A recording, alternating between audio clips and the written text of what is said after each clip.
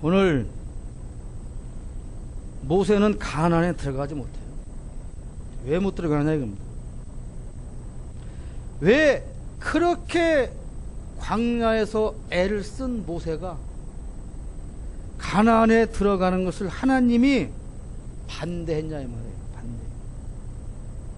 그것은 하나님께서는 모든 각자에게 할 일을 맡기신다는 겁니다. 무슨 말이냐면 모세는 거기까지예요. 거기까지. 모세가 할 일은 애굽에서 이스라엘 백성을 인도해 나와서 홍해, 요단강 이쪽 편까지 인도하는 것이 하나님이 모세에게 맡기신 일이에요. 그러므로 모세는 한 사람만 있으면 되는 겁니다. 여러분이 모세 일 필요는 없어요. 될 수도 없고요. 하나님께서 여러분 각자에게 맡기신 일이 다 다르다는 거예요. 근데 중요한 건 하나님께서 나에게 맡기신 나에게만 맡기신 나만에게만 주신 그 일을 우리는 얼마나 어떻게 성실하게 책임지고 감당하냐 이 말입니다.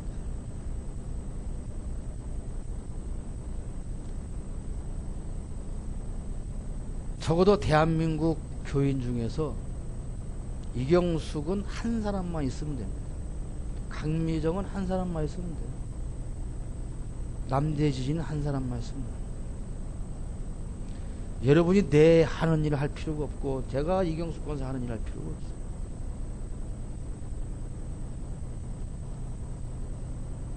자, 제가 직장 얘기를 많이 하는데요. 직장에 가면 남이 지 일을 하고 말건 내가 내 일을 최선을 다해서 하는 게 우선인 거예요. 그런데 지가 할 일을 안 하고 오만 부서를 다니면서 참견하는 사람들이 있어요.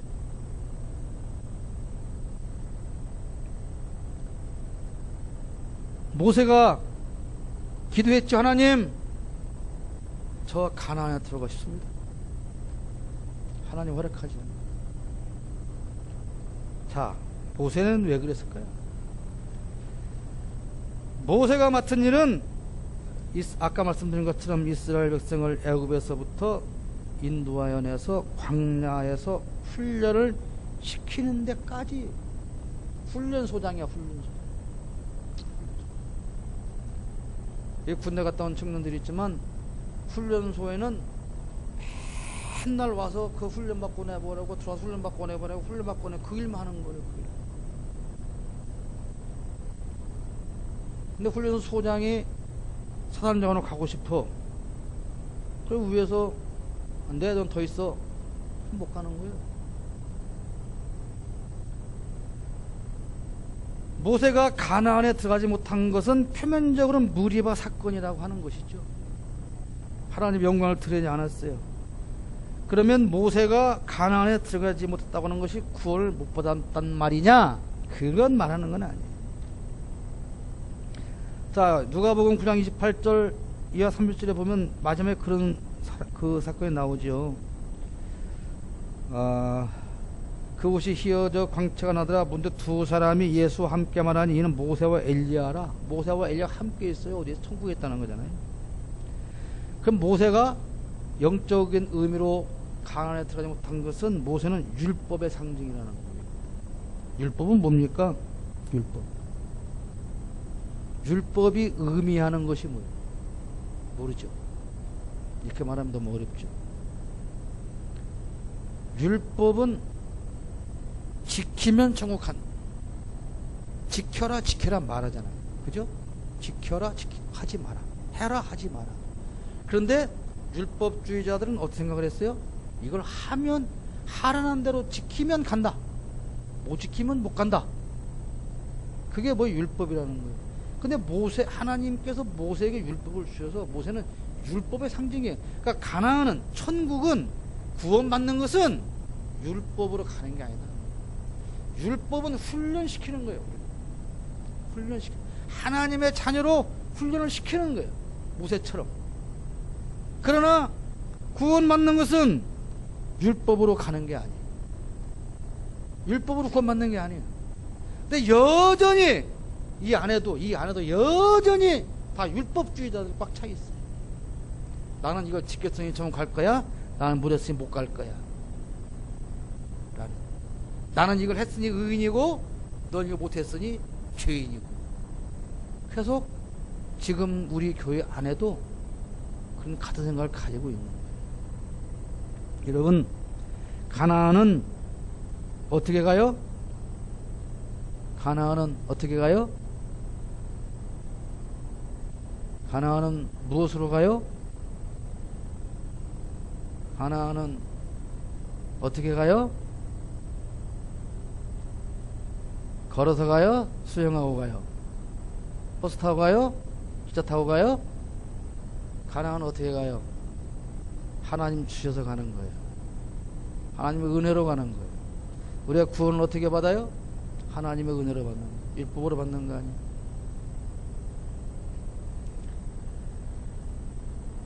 이렇게 모세는 율법의 상징이에요. 그러니까 우리가 신앙생활 하면서 깨달을 것은 뭐냐? 날마다 내 삶을 통해서 뭘 깨달아야 돼요? 하나님의 은혜를 깨닫는 거예요. 여러분, 지난 한 주간 월요일부터 토요일까지 살아온 날 뒤돌아봐요. 뒤돌아보세요. 하나님의 은혜에 감사한 것이 더 크게 나한테 다가옵니까? 내가 하나님의 말씀대로 살지 못한 것이 더 크게 다가옵니까? 에? 어떤 게 더 크게 다가와요? 어떤 게? 야, 이것도 저것도 안 오죠? 이것도 저것도 안 와요.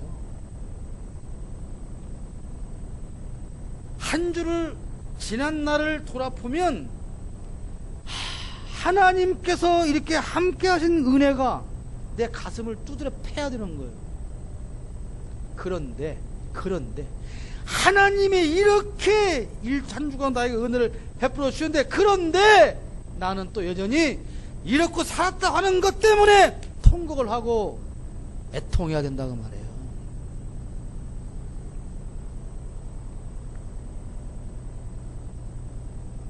은혜, 우리가 결코 떠나서 안 될 거 은혜예요. 오늘 어버이날이에요. 어버이주일이에요. 저는 고아예요. 저는 고아인데요. 그래서 꽃 따라 될 분이 없는데요. 여러분, 부모님의 은혜 어떻게 생각하십니까? 대단히 죄송하지만, 아이고 어버이날이냐 벌써? 큰일 났네. 뭘 줘야 된대요? 꽃을 사야 된대요. 돈을 줘야 된대요. 고기를 사줘야 된다. 뭘 사야 된대요. 그 걱정하는 날이야. 그게 어버이날이. 그죠? 걱정하는 날.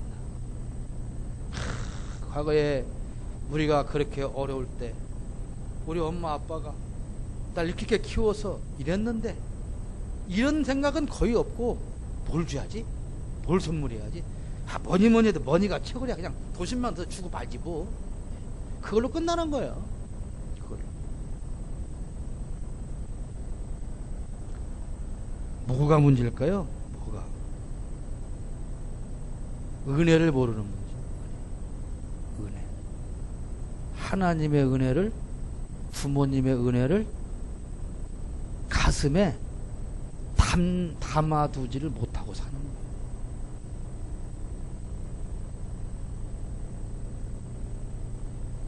가슴에 다는 꽃, 이게 뭐가 의미가 있겠습니까?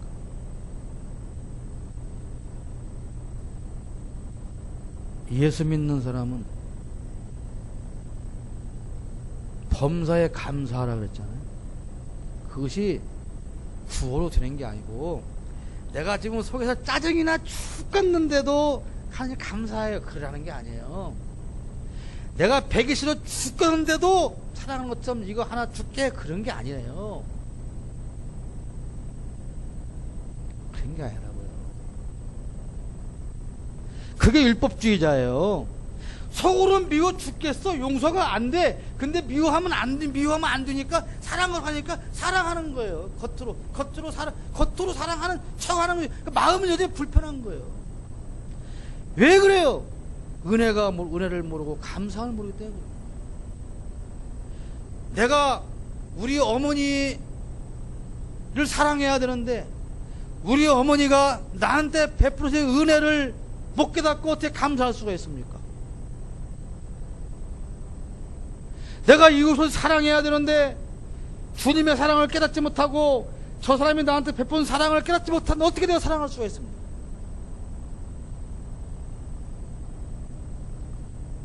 구호로 그치지 마시길 바랍니다. 내가 고맙습니다 할 때 정말로 내 마음에서 고마움이 만들어지는 말인지, 사랑합니다 말할 때 정말로 내 안에서 사랑해 지어서 나오는 마음인지,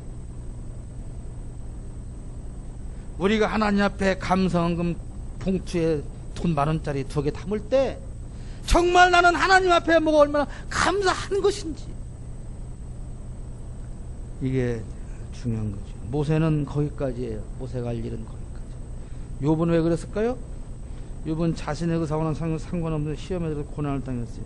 성경을 잘못 읽으면 하나님이 쓸데없이 사탄과 내기하다가 괜히 욥이 희생된 것처럼 오해하기 쉬운데 그렇지 않습니다. 욥은, 자, 여러분이 욥이 되려고 하지 마세요. 여러분 욥이 아닙니다. 욥은 여러분을 위해서 하나님께서 쓰신 사람이에요. 하나님께서는 욥을 그렇게 쓰시려고 이 땅에 보내신 거예요. 인내의 화신. 그래서 오늘까지 우리 모든 성도들이 욥을 보면서 인내하고 참고 귀로만 듣는 신앙이 아닌 눈으로 보는 신앙을 체험케 하시려고 하나님께서 욥의 그 역할을 맡기신 겁니다.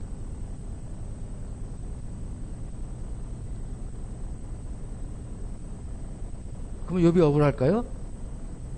욥은 억울할까요? 그렇지 않다는 거예요. 욥은 손해일까요? 그렇지 않다는 거예요.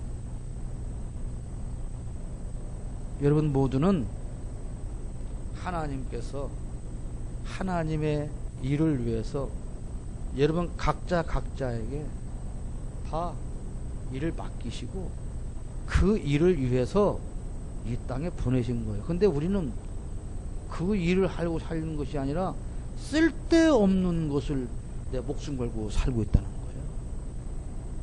아시겠어요? 무슨 말인가? 자, 스데반이라는 사람이 있어요.